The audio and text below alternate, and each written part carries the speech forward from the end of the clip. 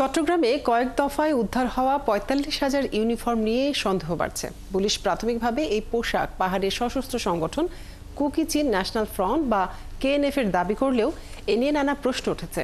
বাংলাদেশের কেএনএফ প্রধানত ক্ষুদ্র নৃগোষ্ঠী বম সম্প্রদায়ের কেন্দ্রিক। এদের সংখ্যা মাত্র ১২,০০০। এই বম গোষ্ঠীর কেন এত বিপুল পরিমাণ ইউনিফর্ম, এই নিয়ে প্রশ্ন তুলেছেন নিরাপত্তা বিশ্লেষকরা। তারা বলছেন আরও বড় কোনো বিদ্রোহী গোষ্ঠী তৈরি হচ্ছে কিনা তাও খতিয়ে দেখা দরকার। প্রণবেশ চক্রবর্তীর প্রতিবেদন। গত ২ সপ্তাহে চট্টগ্রামের পাহাড়তলী ও বাইজিদ বোস্তামি এলাকায় ৩ দফা অভিযান চালিয়ে উদ্ধার করা হয়েছে ৪৫,০০০-এর বেশি সন্দেহজনক ইউনিফর্ম। গত ১৭ মে রাতে গোয়েন্দা পুলিশের অভিযানে প্রথম নগরীর বাইজিদ বোস্তামির নয়ারহাট এলাকার একটি কারখানা থেকে ২০,৩০০টি সন্দেহজনক ইউনিফর্ম জব্দ করা হয়। শেকড় থেকে শিখরে ইউনিফর্মগুলো কেএনএফের এবং ২ কোটি টাকার চুক্তিতে এগুলো প্রস্তুতের অর্ডার নেওয়া হয়েছিল উল্লেখ করে মামলা দায়ের করে পুলিশ। ইউনিফর্ম উদ্ধারের ঘটনায় গণমাধ্যমে কোনো বক্তব্য দিতে রাজি হয়নি পুলিশ।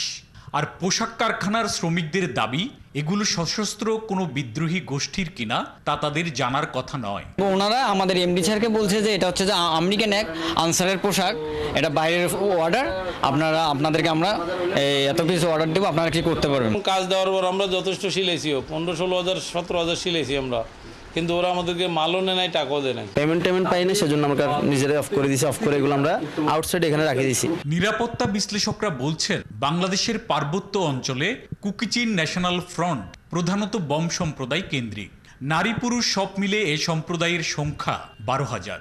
সেখানে এত বিপুল সংখ্যক ইউনিফর্ম কেন দরকার, এর টাকাই বা কে দিল, এ নিয়ে প্রশ্ন তুলেছেন নিরাপত্তা বিশ্লেষকরা।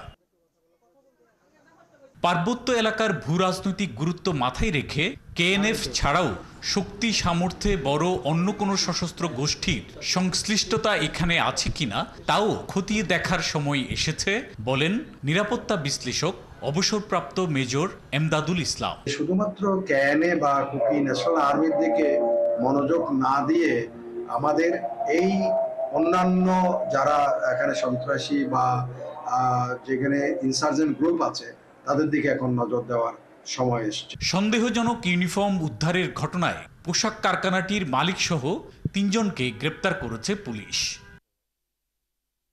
প্রণবেশ চক্রবর্তী, ৭১, চট্টগ্রাম।